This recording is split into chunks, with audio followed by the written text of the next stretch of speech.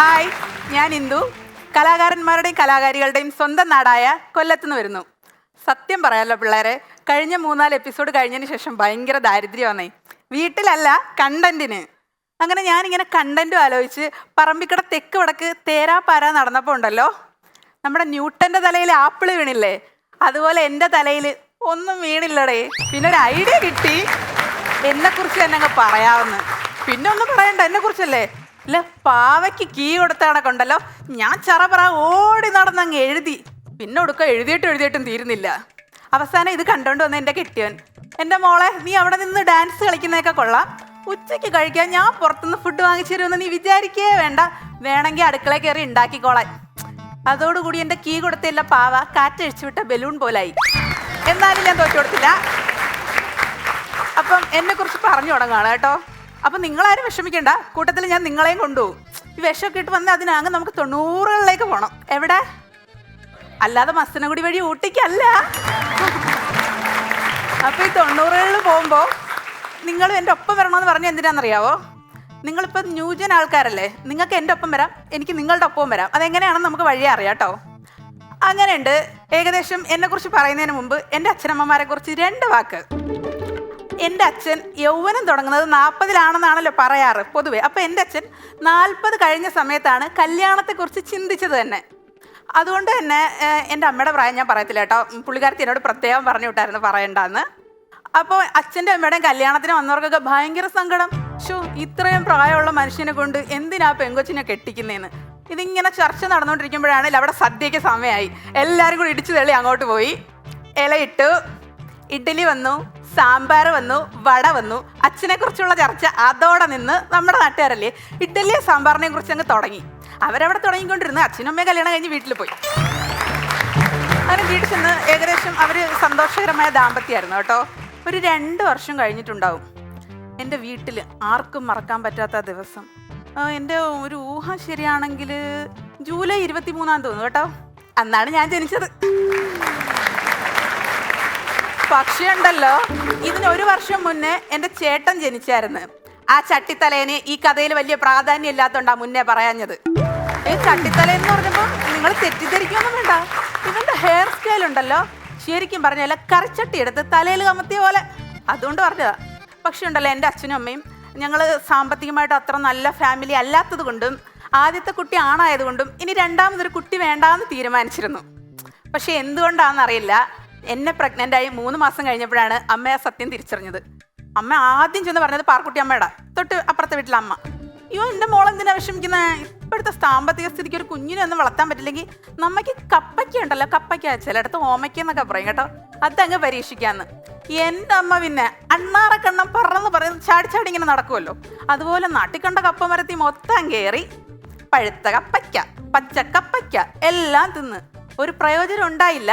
അത് മാത്രമല്ല, ഈ പൊതുവേ പറയുമല്ലോ പ്രപഞ്ചത്തിൽ അമ്മയേക്കാൾ വലിയ പോരാളി മറ്റാരുമില്ലെന്ന്. വെറുതെയാണ് കേട്ടോ, എൻ്റെ അമ്മയെക്കാളും വലിയ പോരാളിയാണ് ഞാൻ. അതാണ് 9-ാം മാസത്തിൽ ഇറങ്ങിയിട്ട് ഇപ്പോൾ കൃത്യമായിട്ട് ഇവിടെ നിൽക്കുന്നത്. പിന്നെ അത് മാത്രമല്ല, അമ്മയ്ക്ക് എന്നെ വേണ്ടെന്നായിരുന്നല്ലോ. അപ്പം നമ്മുടെ വീടിൻ്റെ തൊട്ടപ്പുറത്തൊരു കാനഡക്കാരുടെ ഫാമിലി താമസിക്കുന്നുണ്ടായിരുന്നു. അപ്പോൾ അവരെന്നെ ദത്ത് ചോദിച്ചു, അവർക്ക് മക്കളില്ലല്ലോ, അതുകൊണ്ട് ദത്തെടുത്തോട്ടെന്ന് ചോദിച്ചു. രമേശ് ചേട്ടൻ്റെ ആകാംക്ഷ, ഇവള് കാനഡയിൽ പോയി രക്ഷപ്പെട്ടോ അതോ കാനഡക്കാർ ഇവളെ കൊണ്ടുപോകാതെ രക്ഷപ്പെട്ടോ എന്ന്. ചേട്ടാ എന്തായിരിക്കും സംഭവിച്ചിരിക്കുക? അവർക്ക് എന്നെ കൊടുത്തിട്ടുണ്ടാവില്ലേ? അവർ വേണ്ടെന്ന് വെച്ചാണ്.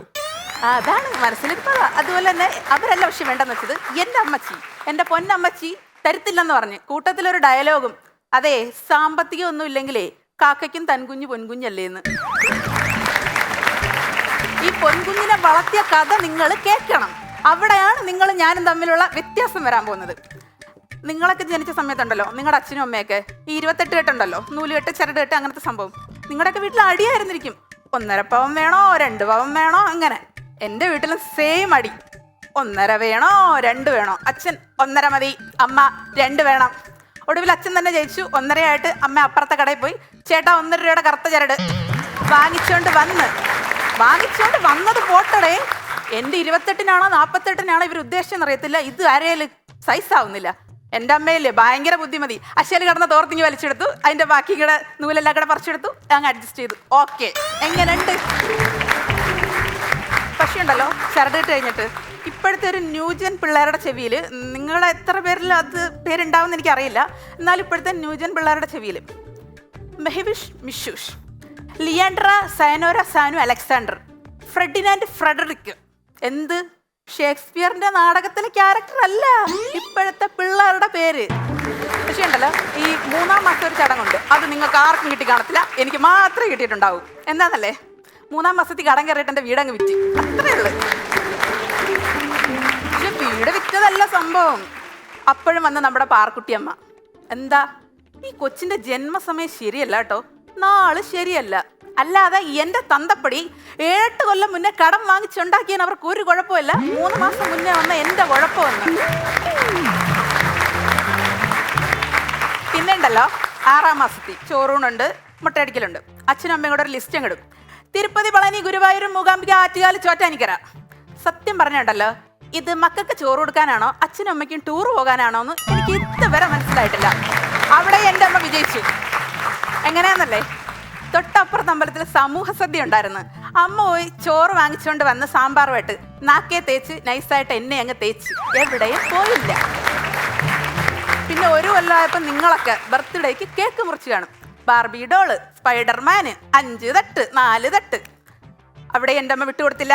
ദേ വരുന്നു, പ്ലം കേക്ക് പോലും വാങ്ങിക്കാത്ത തള്ള മറ്റേ കിണ്ണത്തപ്പം ഉണ്ടല്ലോ, ആ സാധനം വാങ്ങിച്ചെന്നെ പറ്റിച്ചൂടെ, എന്തൊരു കഷ്ടമാണെന്ന് പറ. പക്ഷെ ഇങ്ങനെയൊക്കെ ആണെങ്കിലും അമ്മയ്ക്ക് എന്നെ ഭയങ്കര സ്നേഹമാണ്. ഒരു 3 വയസ്സ് വരെ ഉണ്ടല്ലോ, എൻ്റെ അമ്മ ഏത് അമ്പലത്തിൽ പോയാലും എന്നെ ഒക്കത്ത് വെച്ചോണ്ടേ പോകത്തുള്ളൂ, അത്രയ്ക്ക് സ്നേഹം. താഴെ വെച്ച ഓർമ്പിരിക്കും, തലയെ വെച്ചാൽ പേനരിക്കും. പക്ഷെ കുറച്ച് വളർന്നപ്പോഴാണ് എനിക്ക് അതിൻ്റെ ഗുഡൻസ് മനസ്സിലായത്. കൊച്ചുങ്ങളെയും കൊണ്ട് ചെല്ലുന്നവർക്ക് സമൂഹ സദ്യക്ക് ക്യൂ വേണ്ട, മുമ്പേ കയറി ചെല്ലാം. പക്ഷെ ഉണ്ടല്ലോ, അത് പോട്ടെ, എൻ്റെ പൊന്നമ്മച്ചിയല്ലേ, ഞാൻ അങ്ങ് സഹിച്ച്. അമ്മ തിരിച്ചിങ്ങോട്ട് ഇറങ്ങി വരുമ്പോഴുണ്ടല്ലോ, ദേ ക്യൂവിൽ നിൽക്കുന്ന അമ്മയുടെ കൂട്ടുകാരി ശാന്ത ചേച്ചി, മഞ്ജു ചേച്ചി, സരള ചേച്ചി, ഇവർക്ക് ഓരോരുത്തർക്കും എന്നെ അങ്ങ് കൊടുക്കും, നിങ്ങൾ മുമ്പേ പോയി കഴിച്ചിട്ട് വരാൻ. അങ്ങനാണ് എൻ്റെ പൊന്നമ്മച്ചി. ഏകദേശം ഈ ബർത്ത്ഡേ ഒക്കെ കഴിഞ്ഞ് കഴിയുമ്പോഴുണ്ടല്ലോ, ഒരു 3 വയസ്സൊക്കെ ആകുമ്പോഴത്തേക്ക് നമ്മളെന്തായാലും പഠിക്കാനൊക്കെ തുടങ്ങുമല്ലോ. ഇപ്പോഴത്തെ പിള്ളേരാണ് ഇംഗ്ലീഷ് മീഡിയത്തിലേ പഠിക്കൂ, അതും ആ ജില്ലയിലെ ഏറ്റവും മുന്തിയ സ്കൂളിൽ. അങ്ങനെ ഏകദേശം സത്യം പറഞ്ഞുണ്ടല്ലോ, ഈ ഗുരുവായൂർ അമ്പലത്തിലെ നിർമ്മാല്യം തൊഴാനുള്ള ക്യൂ കഴിഞ്ഞാൽ പിന്നെ ഞാൻ കണ്ടേക്കുന്നത് എൻ്റെ വീടിൻ്റെ അപ്പുറത്തൊരു ഇംഗ്ലീഷ് മീഡിയം സ്കൂളുണ്ട്. എൻ്റെ പൊന്നെ, പാതിരാത്രി 2 മണിക്ക് വന്ന് നിൽക്കും ഫോം വാങ്ങിക്കാൻ. ഉന്തി തള്ളിച്ചെന്നൊരു ഫോം കിട്ടിയാലാ ഇലക്ഷന് മത്സരിക്കാൻ സീറ്റ് കിട്ടിയ സന്തോഷം. എന്തിന്, എൻ്റെ അച്ഛൻ രാവിലെ റേഷൻ കടയിൽ പോകുമായിരുന്നേ, പോയ വഴിക്ക് മറ്റേ സർക്കാർ സ്കൂളിൻ്റെ വാതിൽ എത്തിയപ്പോൾ എന്നെ ഒരു തട്ട്, ഞാൻ ദയ കിടക്കുന്ന സർക്കാർ സ്കൂളിൻ്റെ മുറ്റത്ത് 1-ാം ക്ലാസ്സിലെ സീനിയർ ടീച്ചർ എൻ്റെ കൈ പിടിച്ച് പൊക്കിയെടുത്ത് 1-ൽ കൊണ്ടിരുത്തി. ഇനിയുണ്ട്, നിങ്ങളൊക്കെ ടിഫിൻ ബോക്സ് കൊണ്ടുപോകുമല്ലോ. അപ്പം നമ്മുടെ അപ്പുറത്ത് ഇപ്പോൾ ഒരു കൊച്ചുണ്ട്, അപ്പോൾ ഇവൻ പോകും സ്കൂളിൽ. ടിഫിൻ ബോക്സിൽ 4 ഐറ്റം, ചോറിൻ്റെ കൂടെ 4 ഐറ്റം കറി. എന്നിട്ട് ഈ പുള്ളിക്കാരത്തി എൻ്റെ വീട്ടിൽ വരും. എടി ഇന്ദു, നീ എന്തൊക്കെ ഉണ്ടാക്കിയടി? നമ്മൾ ചേച്ചി ഇങ്ങനെ 3-4 ഐറ്റം, എൻ്റെ വീട്ടിൽ നിന്ന് മേടിക്കും 4 ഐറ്റം, മൊത്തം 8 ഐറ്റം ആണ് ഈ ടിഫിൻ ബോക്സിൽ. ഇതും അപ്പം ഞാൻ ചോദിച്ചു, ചേച്ചി ഇതൊക്കെ പിള്ളേർ കഴിക്കും? എടി അതുകൊണ്ടല്ല, നമ്മൾ ഇത്രയും മുന്തി സ്കൂളിൽ പഠിക്കുമ്പോഴേ ഇത് തുറക്കുന്നത് എന്തായാലും ആയമാരായിരിക്കുമല്ലോ, കറിയൊക്കെ കുറവാണെങ്കിൽ മോശമല്ലേ എന്ന്. അപ്പം കുഞ്ഞ് തിന്നില്ലേലും വേണ്ടിയില്ല, ആയക്ക് കാണാൻ വേണ്ടിയാണ് ഇവരിത് കൊടുത്തു വിടുന്നത്. അതൊക്കെ എൻ്റെ വീട്ടുകാർ നിങ്ങൾ ആലോചിക്കണം. ഞാനൊക്കെ 1-ൽ പഠിക്കുമ്പോഴേ 1-ാം ക്ലാസ്സുകാർക്ക് ക്ലാസ് ഉച്ചയ്ക്ക് ശേഷവും 2-ാം ക്ലാസ്സുകാർക്ക് രാവിലെയാണ്.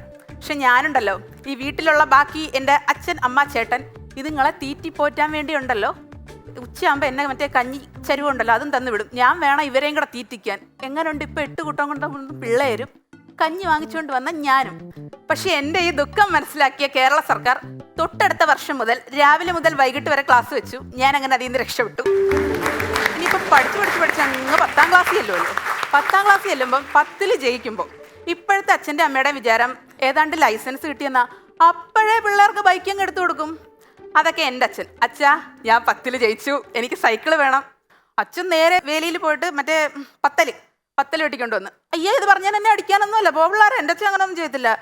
കൊണ്ടുവന്നിട്ട് ഈ കമ്പിനെ ചെറുതാക്കി തൊട്ടപ്പുറത്ത് സൈക്കിൾ കടയിൽ പോയി ഒരു ടയർ വാങ്ങിച്ചു തന്നു. എൻ്റെ മോളെ നീ ഇത് ഒട്ടിച്ചാൽ മതി, സൈക്കിളിനേക്കാൾ സ്പീഡും കിട്ടും, എൻ്റെ മോളുടെ ആരോഗ്യത്തിനും നല്ലതാണെന്ന്. പിന്നെ എൻ്റെ ഈ ഇത്രയും സ്കൂൾ ജീവിതത്തിനിടയിൽ എനിക്ക് മറക്കാൻ പറ്റാത്ത ഏറ്റവും സന്തോഷമുള്ള ഒരു ദിവസം എന്ന് പറയുന്നത് ദുഃഖ വെള്ളിയാഴ്ചയാണ്.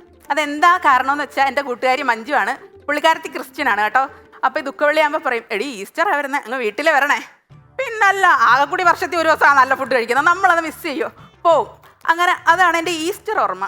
പക്ഷേ ഇപ്പോഴും ഈസ്റ്ററിനെ കുറിച്ച് ഓർമ്മിപ്പിക്കുന്ന ചില ആൾക്കാർ എൻ്റെ നാട്ടിലുണ്ട്. ഞാൻ ഇങ്ങോട്ട് പ്രോഗ്രാമിന് വരുമ്പോൾ എവിടെ പോന്ന്, ഞാൻ പറഞ്ഞു പ്രോഗ്രാമിന് പോന്നു.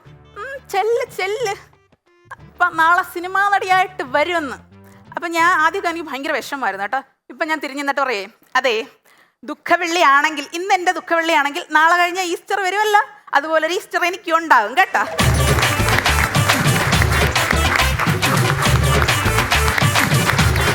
Once upon a time.